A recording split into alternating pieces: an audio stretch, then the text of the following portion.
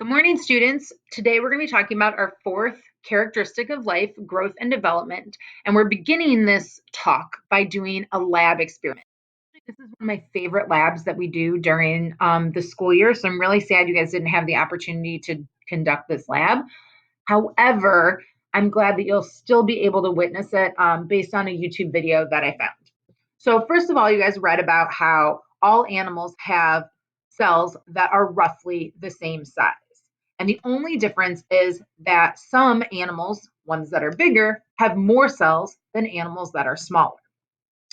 So what we're trying to figure out is if all cells are the same size, then is it better for you to have bigger cells and why? Or is it better for you to have smaller cells and why?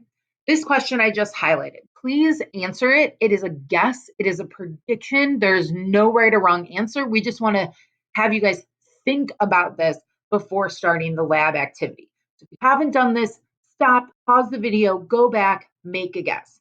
Bigger is better or smaller is better and why? Now, to conduct your experiment, I'm just going to read through these instructions and then I'll talk you through the video. To conduct our experiment on which size of cell is better, we're going to work with a material called agar jelly. Agar feels like hardened jello.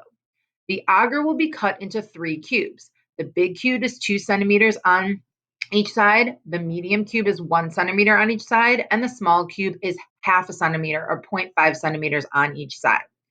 The agar cubes have been dyed pink by a special chemical called potassium permanganate.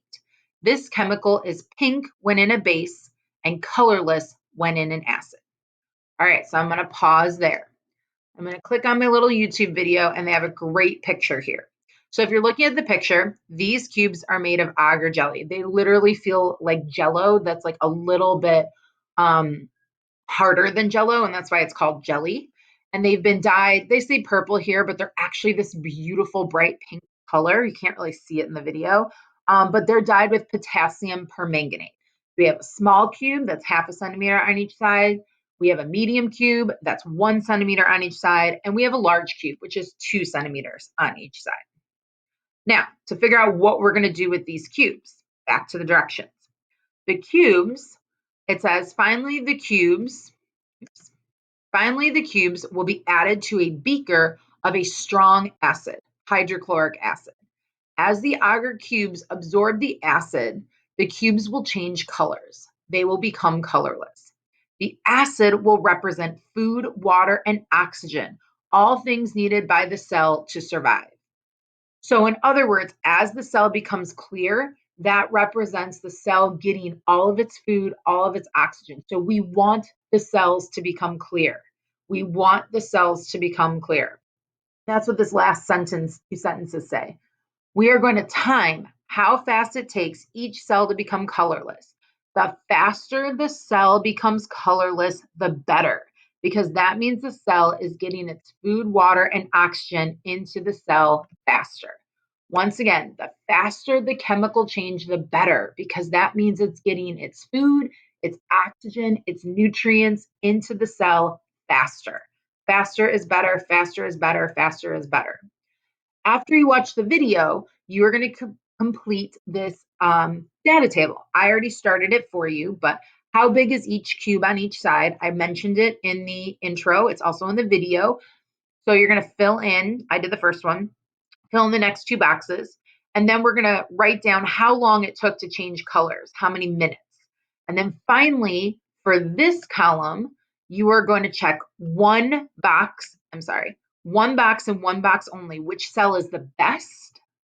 And then this is going to be which cell is the worst. And then finally, you're going to answer the conclusion questions at the bottom.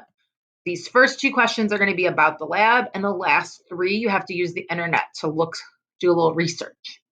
Okay, so let's start the experiment. While we're doing the experiment, you're filling out your data table.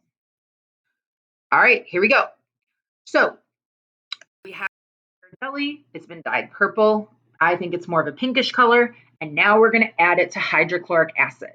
Essentially, what's happening, and you can see in this video, is as the cube absorbs the hydrochloric acid, it is going to start going from pink to colorless. The hydrochloric acid is really, really strong. So if we were doing this in a lab setting, you guys would have to be wearing safety goggles because it is a strong acid and could irritate your skin and could irritate. So they're just reminding us to wear safety goggles. So they're taking the 3 cubes and putting them in the beakers, and they're pouring in the hydrochloric acid, and they're starting a timer. They're also they wrote down the width of the cubes, just like in your data table, and how long it's going to take. Now, since this is going to take a really long time, they created this time-lapse video. Okay, as you can see, it took 52 seconds for the first cube to become clear. You can't even see it anymore inside the beaker. Now we're going to see how long it took the medium cube and how long it took the large cube. Okay, so time lapse, you can see down here, all that pink is disappearing. It took 13 minutes and 53 seconds. And the large cube over here, it took a whopping 49 minutes and 11 seconds. Once again, let me remind you, and this is what this guy's reminding you, if that solution represents food, oxygen, nutrients, you want to be faster. Faster is better. So this small cube, this was the medium cube, and this was the large cube.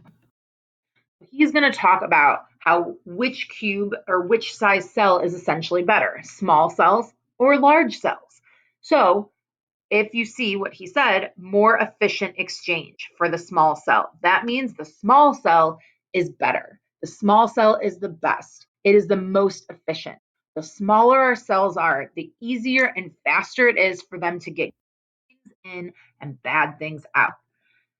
Bigger cells are less efficient. It takes too long for bad things to get out and good things to get in. And that is the point of this activity.